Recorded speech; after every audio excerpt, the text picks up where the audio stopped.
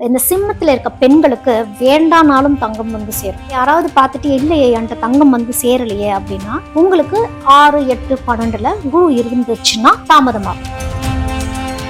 சிம்மம் பெண்கள் அங்க இருக்காங்க அப்படின்னா தனிச்சு காட்டும். இந்த பெண்களையே ரொம்ப டாப்ல காட்டக்கூடிய அமைப்பு அப்படிங்கிறது சிம்மத்துல இருக்க பெண்களுக்கு வந்து குருவோடைய அனுகிரகம் ரொம்ப அதிகம்.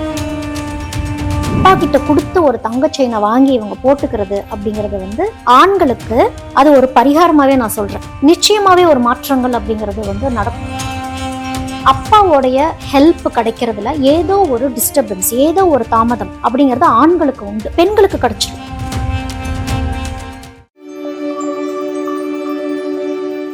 இந்த சிம்மராசினியர்களுக்கு குருபலன் எப்படி இருக்கும்? குருவோட நன்மைகள் என்னென்னலாம்? சிம்மம் ராசியில இருக்கவங்களுக்கு தங்கம் நிறைய சேரும். குருனாலே தங்கம் அப்படிங்கிறப்போ இந்த சிம்மத்துல இருக்க பெண்களுக்கு வேண்டானாலும் தங்கம் வந்து சேரும். அந்த மாதிரி ஒரு அமைப்பு இருக்கவங்க.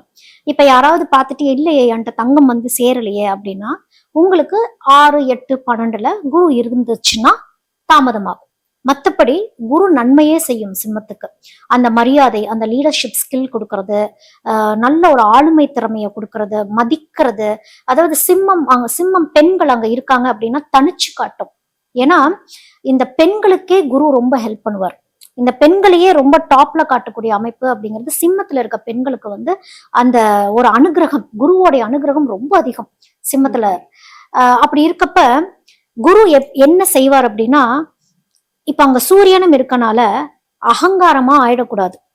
அப்படி அகங்காரமா ஆகிறப்ப சம்டைம்ஸ் குரு ஒரு சில பாடங்கள் அந்த தசா காலங்கள்ல புரிய வைக்கிற மாதிரி, அதாவது குரு நல்லதே பண்ணினாலும் அந்த கோச்சாரங்கள் வரக்கூடிய நேரத்துல, இப்ப குரு நீசத்துல இருக்கக்கூடிய ஒரு அமைப்புல இது நீ பண்ணதுனால, யாரோ ஒருத்தங்களை கஷ்டப்படுத்துறதுனால உனக்கு இது கிடைக்காம போச்சு, ஒருவேளை நீ இதை பண்ணியிருந்திருக்கலாம் அப்படின்ட்டு ஒரு டீச்சர் ஒரு பாடம் சொல்லி கொடுக்குற மாதிரியான ஒரு அமைப்பெல்லாம் வந்து சிம்மத்துக்கு அப்படிங்கிறது அமையும்.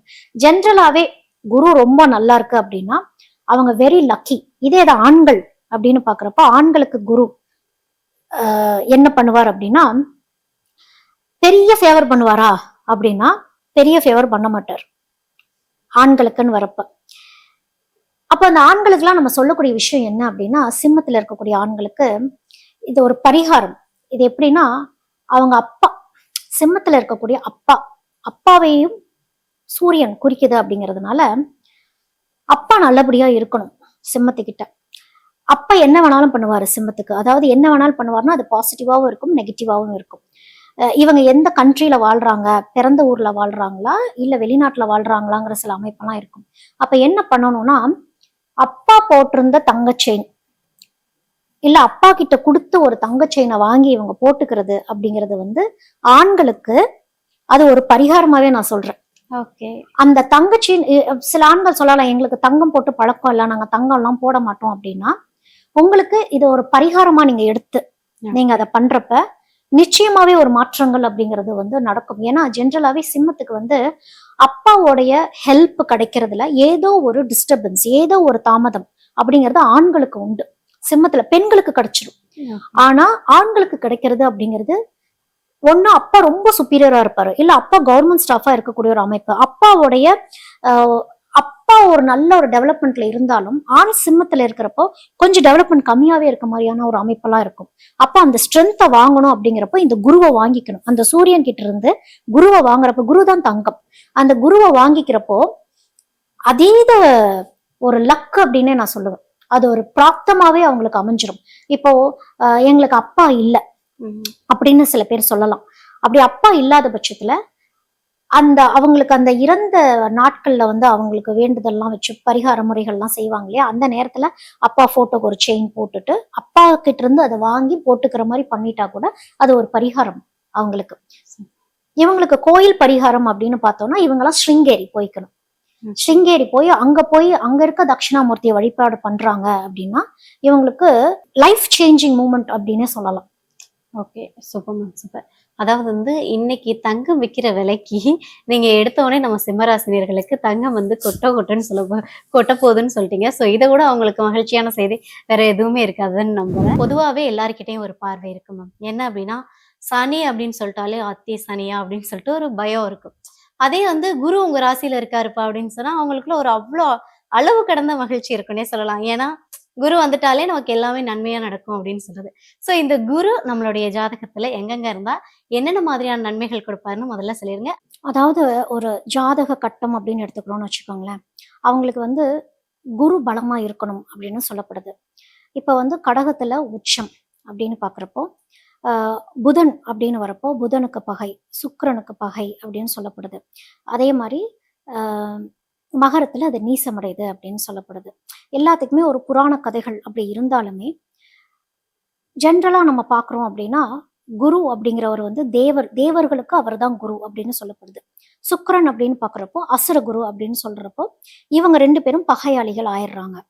புதன் அப்படிங்கிறது எல்லாமே லாஜிக்கலா திங்க் பண்ணிட்டு போகக்கூடிய ஒரு அமைப்புல இருக்கிறப்போ, குரு வந்து ஞானத்தை குறிக்கக்கூடிய ஒரு விஷயமா இருக்கிறப்போ, இவர் எல்லாமே வந்து பிலாசபிக்கலா பார்க்கக்கூடியவர் குரு. ஆனா வந்து புதனால பிலாசபிக்கலாலாம் பார்க்க முடியாது. என்ன லாஜிக்கோ, என்ன விஷயமோ அது ஷார்ப்பா போறப்போ, குருவால புதனுக்கு எக்ஸ்பிளைன் பண்ண முடியாம போறப்ப, புதன் அமைப்பு இருக்காங்க. அதாவது மிதுனம், கன்னி அப்படிங்கிறவங்கலாம் வந்து புதன் தான் வந்து அதுக்கான லேண்ட்லார்ட் அப்படிங்கிறதே வந்து புதன். இந்த மிதுனத்துக்கும், கன்னிக்கும் அப்படின்னு பார்க்குறப்ப, இவங்க ஏதோ ஒரு வகையில அவமானப்படுற மாரியோ, இல்ல குருபலம் இல்லாத மாரியோ அப்படிங்கிற மாரி சிச்சுவேஷன்ஸ் இருக்கும். மொத்தத்திலேயே ஜாதகம்னு பார்க்குறப்போ 6, 8, 12 இதுல குரு இருக்கு அப்படின்னாலே, அவங்க ஜாதக கட்டத்துல குரு இருக்கு அப்படின்னாலே கொஞ்சம் ஜாக்கிரதையா இருக்கணும். அது போக அ 1, 5, 7, 9, 11 இந்த ஸ்தானங்கள்ல 2லயும் குரு. இந்த ஸ்தானங்கள்ல குரு இருக்கிறாங்க அப்படின்னா நல்லது செய்வார். அவங்களுக்கு குரு திசை போறப்போ நல்லா இருக்கும் அப்படின்னு சொல்லப்படுது. சில பேத்துக்கு வந்து லக்னத்துல குரு இருக்கும். ஆனா அங்க நீசம் அடைஞ்சிருக்கும். அப்படின்லாம் ஒண்ணு இருக்கு. அப்படி நீசமே அடைஞ்சாலும் குருவை ஸ்ட்ரென்தன் பண்ணிட்டாங்க அப்படின்னா குரு ஹெல்ப் பண்ணும். ஒரு சில பேத்துக்கு குரு பலமே இருக்காது. அதாவது குரு இந்த நீசம் அடைஞ்சக்கூடிய ஒரு அமைப்பு, மறைவு ஸ்தானத்துல இருக்கக்கூடிய அமைப்புலாம் இருக்கப்ப, அங்கதான் வந்து துர்மரணங்கள் நடக்கக்கூடிய அமைப்பும், நோய்வாய்ப்பட்டு இறக்கக்கூடிய அமைப்பும், அதாவது எல்லாரும் சனிக்கு பயந்துக்கிறாங்கன்னு வச்சுக்கோங்க. பயந்துக்க வேண்டியதை குருக்கு தான் பயந்துக்கணும். குரு நல்லா இருக்கணும்.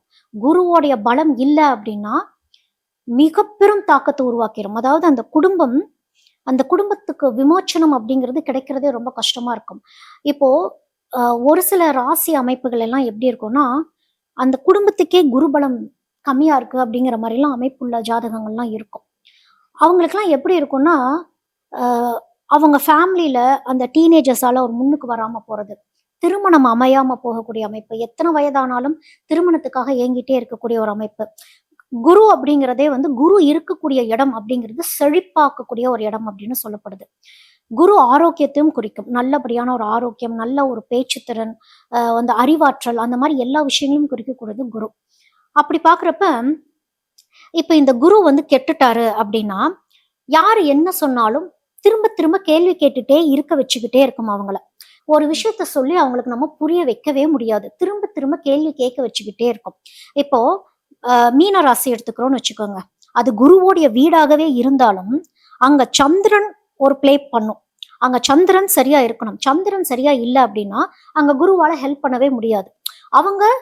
அவங்களுக்கு குரு நல்லா இருந்தா மட்டும்தான் லைஃப் ஒரு growth அப்படிங்கிறது அவங்களுக்கு வரும். இல்லைன்னா வாழ்க்கையில ரொம்ப கஷ்டப்படக்கூடிய ஒரு அமைப்பு இந்த மாதிரிலாம் வந்துடும். இப்ப தனுசுக்கும் குரு வீடா இருந்தாலும் அவருக்கும் குரு நல்லா இருக்கணும். இல்லை அப்படின்னா தொழில் ரீதியா அவமானங்கள் அப்படிங்கறத கொடுத்துரும். அதனால இந்த உச்சம் நீச்சம் பகையாகவே இருந்தாலும் நம்ம சொல்றோம்ல திக்பலம் பெற்றிருக்கணும் அப்படின்னு நம்ம சொல்லுவோம். அந்த திக்பலம்ங்கிறது 6 வகையான பலன்கள். அந்த 6 வகையான பலன்கள்ல ஏதோ ஒரு பலன் அடைஞ்சா கூட தப்பிச்சுக்குவாங்க. இல்லை அப்படின்னா நீசம் அடையுதுங்கிறப்போ குரு தசை போறப்போ மிக மிக கவனம் அப்படிங்கிறது தான். எல்லாத்துக்கும் குரு தசை போதா வாவ் சூப்பர் நம்ம வாழ்த்திட முடியாது. குரு இருக்கக்கூடிய இடத்தை பொறுத்தும் அது அமையும்.